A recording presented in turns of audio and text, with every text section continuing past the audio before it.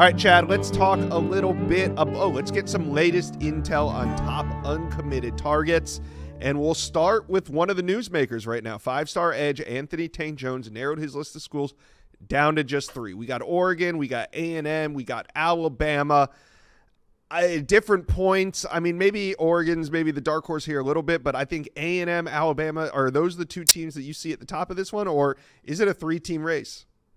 Yeah, I would agree with you. I think Oregon's in this longer and deeper than people thought they would be, 6 months ago. And we've talked about him multiple times before on your show. And, he's been to Oregon multiple times. They are a finalist, but I do think there's some separation there from if you're talking about Alabama and who's number 2, Texas A&M, and then that gap between those 2 SEC programs and the Oregon Ducks. Oregon's in there. They're still battling, but like you said, I like where Alabama and Texas A&M are above them. And I think in the end, it comes down to an SEC battle. And I think the biggest hurdle for whether it be the Aggies or the Ducks is, can you convince Tank Jones to leave his home state to go against and away from the school he grew up cheering for, Alabama?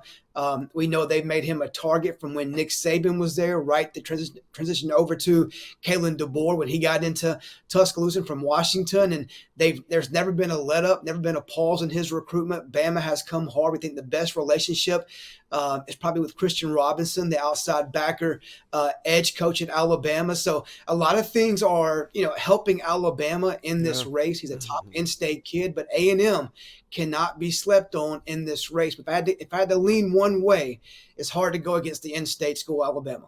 Yeah, I agree. And they've had a lot of success this year in state, in the South, keeping guys home. So we'll see what happens with Anthony Tank Jones. If Anthony Tank Jones is making news, Savion Hiter is the one that owes us some news, because he teased at the end of June that he was going to be ready to put out a commitment date soon. Still, here we are sitting at the end of July. No commitment date yet, huh, Chad? What does soon mean? Does that mean a day, a week, a month, 2 months, 3 months? What does soon mean? We could all kind of take that for what it is. I do think, from what I hear, that a commitment date is coming soon, and the decision is not coming too far behind that date once it's set. And I think, before the senior season, we expect him to be committed. And, obviously he has 4 schools still, in the mix on his list. We think there's some separation there at the top, with Michigan and Tennessee battling for that top spot.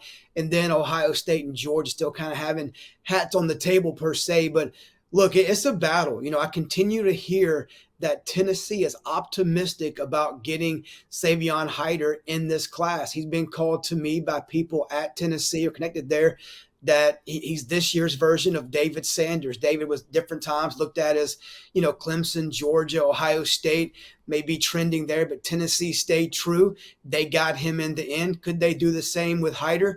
We'll have to wait and see. But Michigan's been that consistent team viewed since the spring as the team to beat. We think if there is one that can do it, we think it's Tennessee. But Michigan is very much in play here too. Yeah, I agree with all that.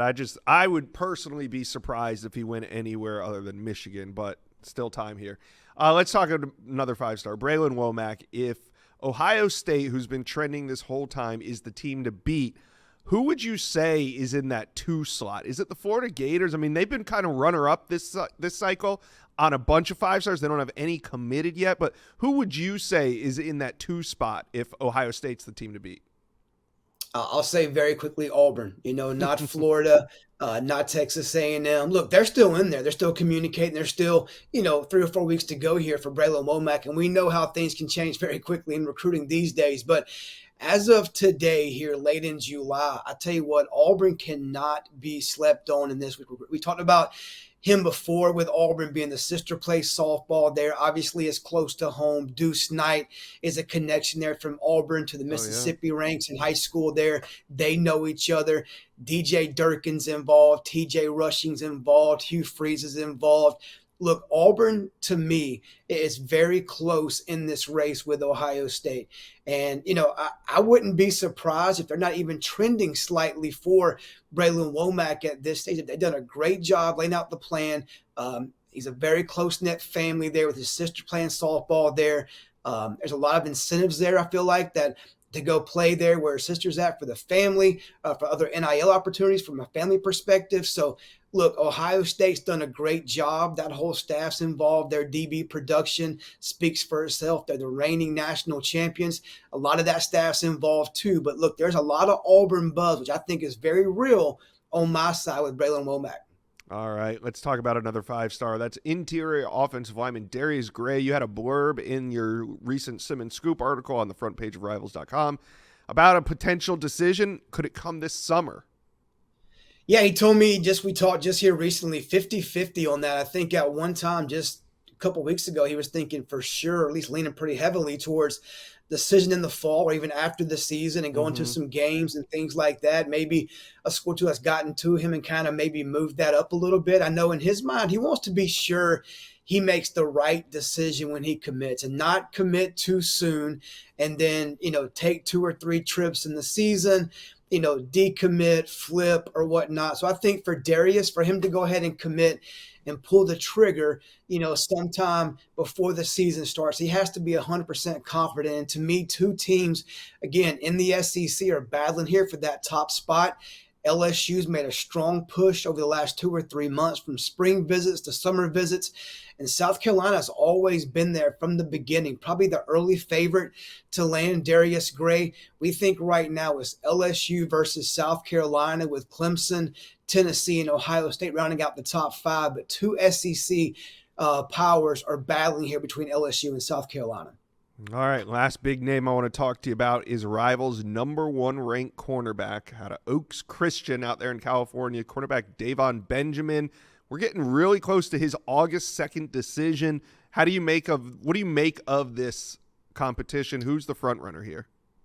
Yeah, I think going into the OVs, Josh, everybody was chasing Oregon, and I kind of still see it as everybody's chasing Oregon. Can somebody knock them off? Is it Michigan? Is it Texas? Could it be Washington with a surprise and knock Oregon off? I think you look back, a year ago throughout the fall, early into this year in 2025, I think you've heard the consistent of Oregon being that team to beat. And I think that there was a little bit of pause there a little bit where USC made a move at one point early in the spring, and there's been buzz around some other schools being competition, but the consistent school has always been Oregon. I've heard nothing different coming off the OVs that Oregon's not in a good spot to land Davon. And again, Michigan's pushing, Texas is trying hard as well.